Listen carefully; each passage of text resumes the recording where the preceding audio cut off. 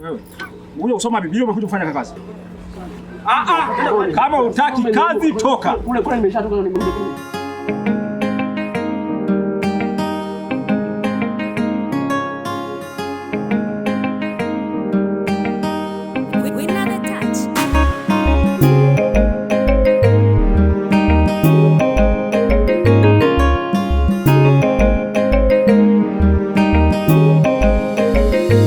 Nageuka natazama kule nilikotoka, naona ni mbali sana, nikikumbuka mapito niliyopitia zamani.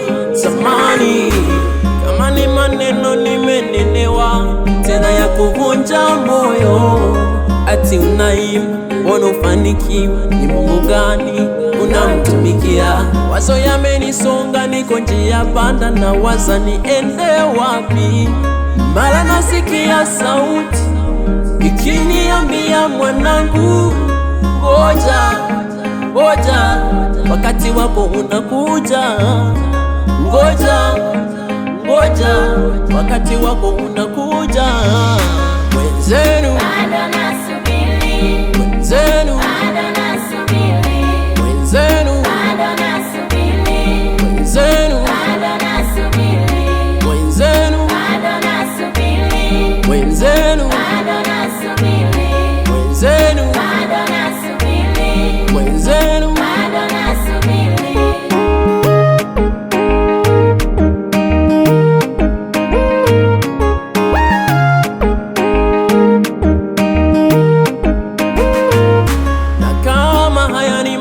Kwangu ili kesho nipate kuwa hodari, niko tayari Yesu wangu, niko tayari.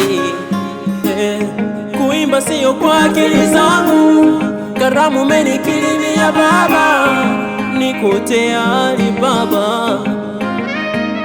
Na kama Yusufu alikataliwa na ndugu zake, lakini baadaye ulitengeneza ushuhuda maishani mwake. Leo hii majaribu ninayopitia hayawezi nifanya niache kukutumikia Yesu wangu.